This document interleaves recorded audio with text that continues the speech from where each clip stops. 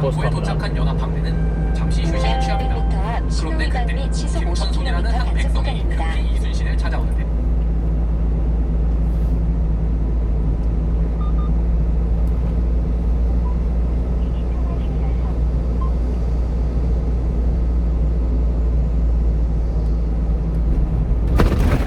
약 600m 앞 지하차도로 진입하세요. 그런데 그때 김천손이라는 한 백성이 급히 이순신을 찾아오는데요.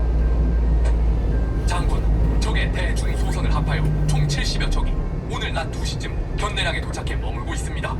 김천손은 일본이 조선을 쳐들어왔다는 소식에 산 정상으로 피난해 있다가 낮 2시쯤 견내량 쪽에 일본 함대가 정박하는 것을 봤는데 얼마 안 있어 조선 함대가 당포에 정박하자 급히 이 사실을 알리러 온 건데요.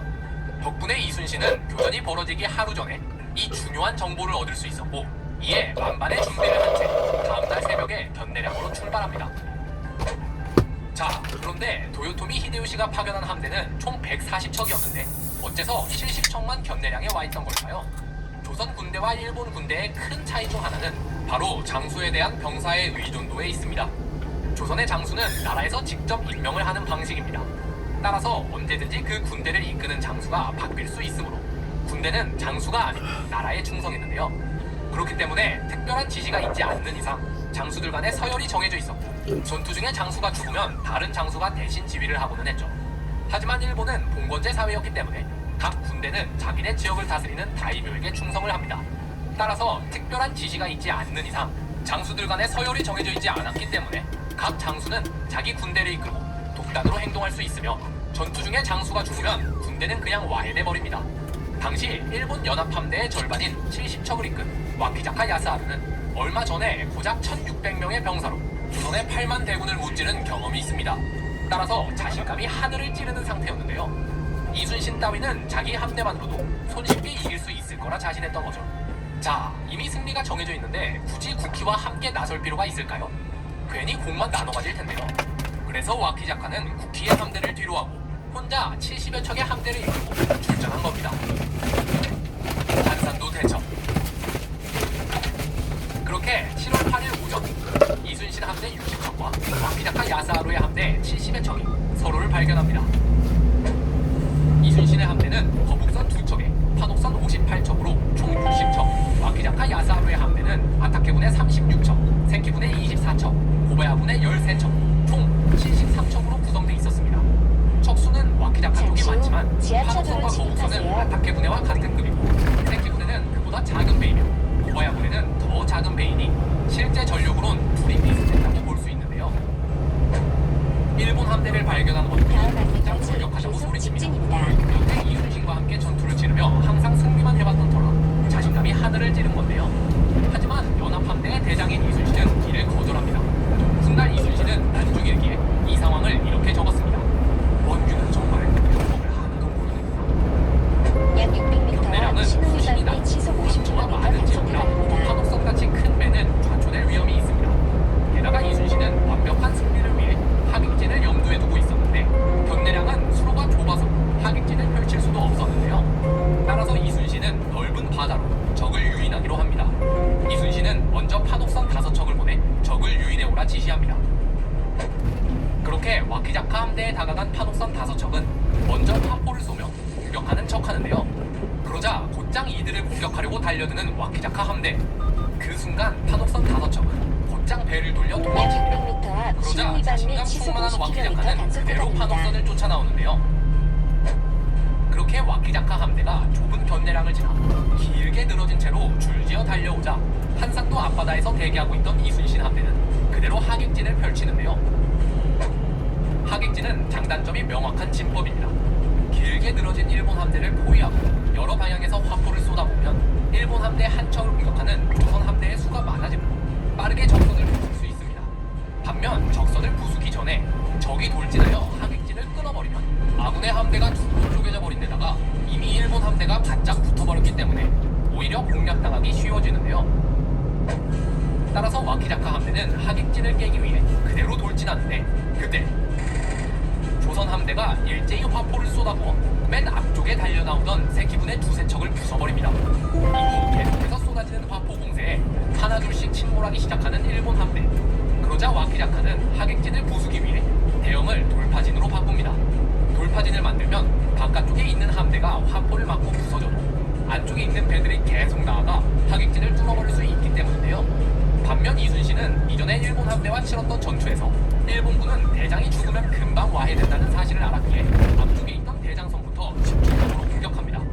그러자 위기에 처한 와키자카는 대장선을 탈출해 작은 배를 타고 한산도로 도망쳐버리는데요. 게다가 와키자카는 약 해적을 할 때 300m 앞 버스 습격전을 주력으로 정류장에 삼았기 단속 때문에 카메라가 조선 있습니다. 화포의 위력을 과소평가했습니다.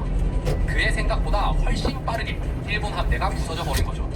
한편 대장선과 함께 앞쪽에 있던 배들이 순식간에 침몰하자 뒤에 있던 일본 함대는 전투를 포기한 채 배를 돌려 도망쳐버립니다. 그렇게 전투는 채 1시간도 걸리지 않아 끝나버리는데요. 이 전투에서 이순신은 아타케군의 35척, 세키군의 17척, 그리고 고바야군의 7척까지 총 99척의 배를 소멸합니다. 또한 기록에 따라 차이가 있긴 하지만 적게는 일본 수군 3,000명, 많게는 9,000명이 이 해전에서 전사했는데요. 반면 조선의 함대는 단 한 척도 부서지지 않았으며 조선 수군의 피해는 3명이 전사하고 10명이 부상을 입는 데 그쳤습니다. 그야말로 압도적인 승리라 할 수 있죠. 한편 한산도로 도망친 와키자카 야스하루는 10일간 미역만 먹으며 버티다 구조선에 탑승해 살아남게 됩니다. 이후 와키자카는 이전까지의 당당함을 버리고 항상 겸손하고 신중하게 전투에 임했다고 하는데요. 게다가 와키자카의 가문에서는 아직도 이날을 기리며 7월 8일에는 미역만 먹는 전통을 이어가고 있다고 하네요. 안골포 해전. 전투를 끝내고 견내량에서 휴식을 취하는 조선 함대.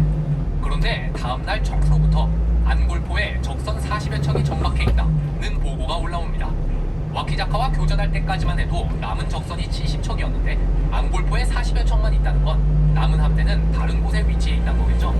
따라서 7월 10일 추격에 나선 이순신은 혹시라도 후방에서 적이 나타나는 걸 방지하기 위해 이역기 함대를 가덕도에 위치시킨 후 약 자신의 600m 함대와 앞 원균의 모기 함대와 대거리에서 이끌고 서대전역 안골포 방면 앞바다에 도착합니다. 좌회전입니다. 안골포에는 부키 요시타카가 이끄는 아타케군의 21척, 세키군의 15척, 고바야군의 6척이 정박해 있었습니다. 그런데 안골포는 지형이 매우 좁은 데다가 심지어 썰물된 갯벌이 드러날 정도로 바다가 얕은 지역이었는데요.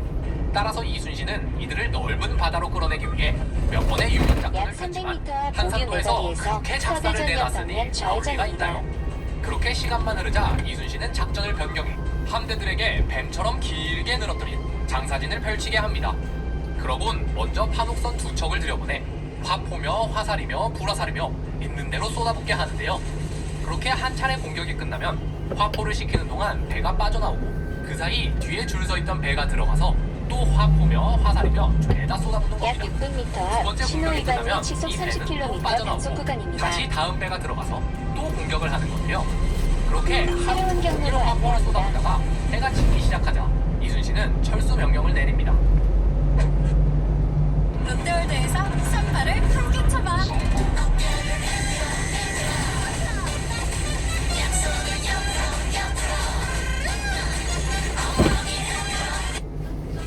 앞서 한산해전 때는 모든 함대가 총공세에 나섰기 때문에 순식간에 적을 섬멸할 수 있었던 반면 이번 안골포 해전에서는 판옥선 2척씩만 공격에 나섰기 때문에 하루 종일 공격해야 했습니다. 게다가 안 그래도 좁은 만에서 계속 화포를 발사하느라 안개가 가득해 앞이 잘 안 보이는데 해가 진 다음 적이 공세로 전환해 바다로 나오면 적과 아군을 구분하기 힘든 상태에서 난전이 벌어질 수도 있으니 이순신은 그대로 철수할 수밖에 없었는데요. 이 때문에 안골포 해전의 전과는 정확히 전해지지 않습니다. 이순신도 전투 보고를 할 때 적에게 얼마나 피해를 줬는지를 약 알 수 600m 없다고 앞 적었는데요. 서대전 내거리에서 일본의 한 학자에 서대전역 의하면 방면 이때 일본 함대의 우회전입니다. 절반 정도가 침몰했다고 하네요. 반면 조선 함대는 단 한쪽도 침몰하지 않았으며 사상자는 전사자 13명, 부상자 104명 뿐이었습니다. 밤새 휴식을 취한 이순신은 다음날 새벽 다시 적을 공격하기 위해 안골포를 찾아갔으나 이미 일본 함대는 도망친 뒤였습니다. 약 그날 300m 오후 앞 이순신은 서대전 정보를 내거리에서 통해 서대전역 티베트에 일본 방면 함대 100여 척이 우회전입니다. 정박해 있다는 정보를 알아냈지만 이미 전투를 위한 물자가 다 떨어졌기 때문에 하는 수 없이 연합함대를 파하고 전라 좌수용으로 복귀합니다. 전투 결과 이순신은 3차 출전에서 총 80척의 적선을 공멸하고 수천의 일본군을 학살했습니다. 반면 조선의 함대는 함대는 단 한 척도 부서지지 잠시 않았으며 후 사상자는 우회전입니다. 전사자 19명, 새로운 경로로 부상자 안내합니다. 116명에 그쳤는데요. 따라서 이 화려한 전과를 보고받은 잠시 후 조정에선 연속으로 또다시 과속 이순신의 방지턱이 분기를 노려 있습니다. 정이품, 정원대부로 승진시킵니다. 이순신의 3차 출전은 전쟁 전체의 판도를 바꿔놨습니다. 앞서 말했듯 이미 조선 내륙 깊숙이 들어간 일본군에게 원활하게 물자를 보급하기 위해선 곡창지대인 와. 전라도를 약 장악해 300m 물량을 앞 확보하고 목적지 주변입니다. 해로를 통해 물자를 목적지는 보급하는 게 도로 왼쪽에 필수적이었는데 있습니다. 이순신이 남해의 해역을 장악함으로써 이는 불가능하게 되었습니다. 따라서 평양까지 진출한 일본군은 더 이상의 진격을 멈추고 장기간 평양에 머물게 되었는데요. 또한 평양에 있던 고니시 유키나가는 선조에게 편지를 보내 서해를 통해 10만의 대군이 더 올라올 텐데 이제 또 어디로 도망치려 하시오? 라고 협박했는데 이순신이 남해를 장악함으로써 이 계획도 물거품으로 돌아갔습니다. 게다가 한산도 대첩과 앙골포 해전의 처참한 패배 소식을 들은 히데요시는 오늘부로 조선 수군과의 해전을 금한다. 앞으로는 해안 지역에 외성을 쌓고 부산을 지키는 데 집중하라. 라며 이순신과의 교전을 금지하기까지 합니다. 뿐만 아니라 여기가 서대전역이죠. 서대전역.